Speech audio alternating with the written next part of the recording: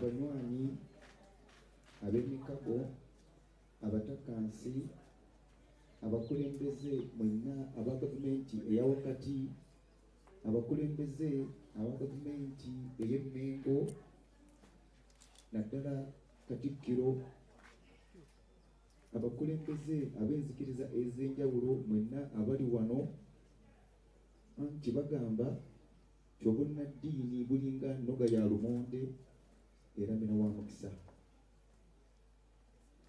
Ffe abali wano maaso gammwe tuvudde ku mbuga enkulu eya jjajjaffe Walusimbi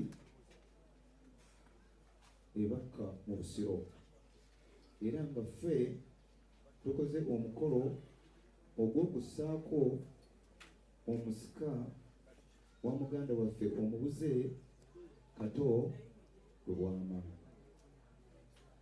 Era essaawa eno nze nnyini nze nkoze omukolo ogwo nga amannya gange erinnya lyange nze Mpanga Abasi Ssenjabya Tebudda era nga nze ow'oluggya lwa Ssenjabya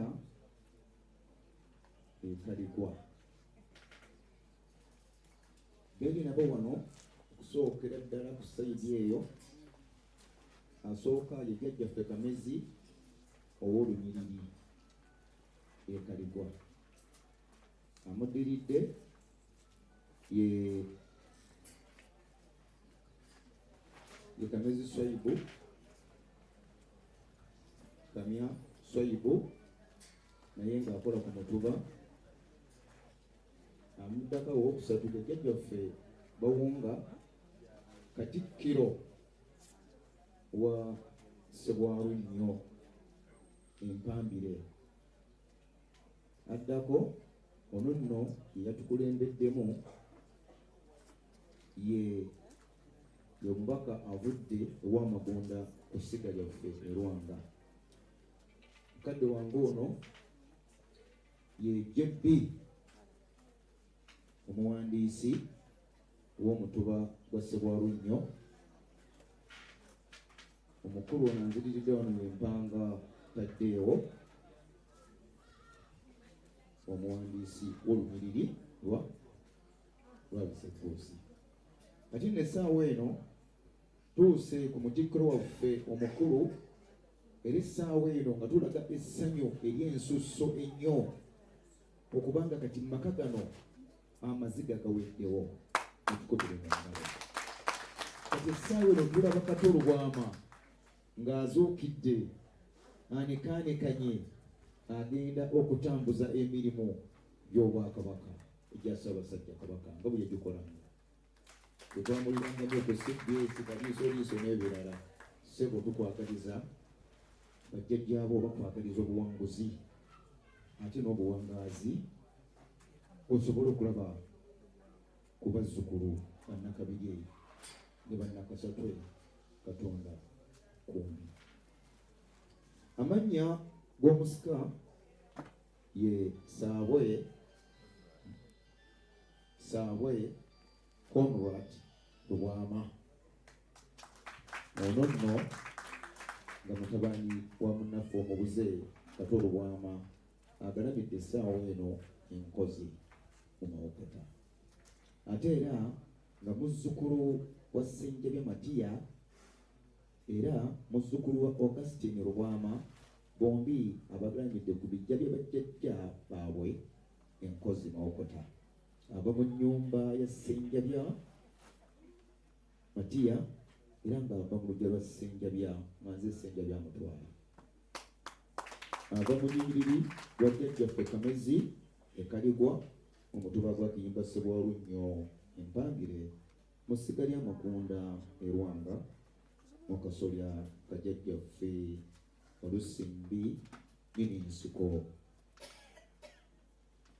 Era ono nno nga yatutwala obutereevu obwa Ssaabasajja Kabaka era Ronald Muwenda Mutebi bwe Kabaka waffe. ziramu okubalaga lubuga era nga tumutaddeko ffenna naze mpulidde omussaako amannya ge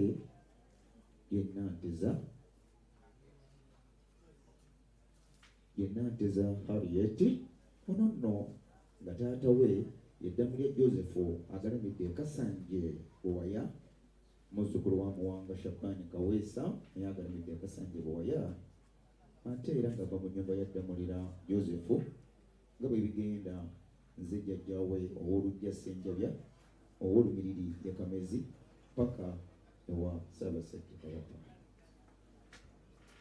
Tweyanziza nnyo, tweyanzeege. Kasolo ki?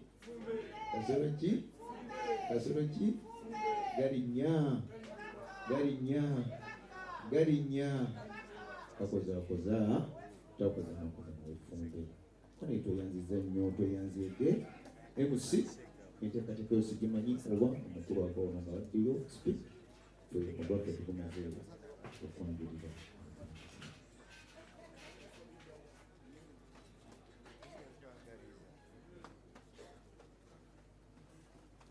Yuza okwagala sasa buli kimu kyenjize mu nsi taata wange yakinsomesa wadde nagenda ku masomero gonna era newunyanganya abantu abagamba nti teyasoma.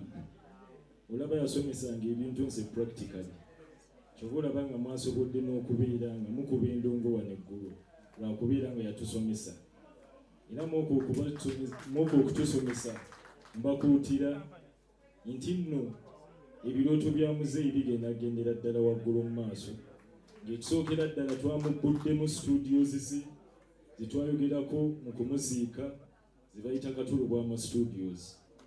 Katulugwama agenda beera Walt Disney wa Uganda okujjako nga si nzaasisi niwe mba nga nzaasisi Katulugwama agenda kubeera Walt Disney wa Uganda nga bwe yali akyagala.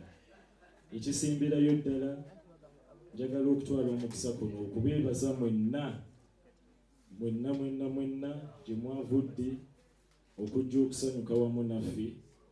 Ssaabasajja Kabaka Ronald Muwenda Mutebi owookubiri awangaale Solidakyusa embeera.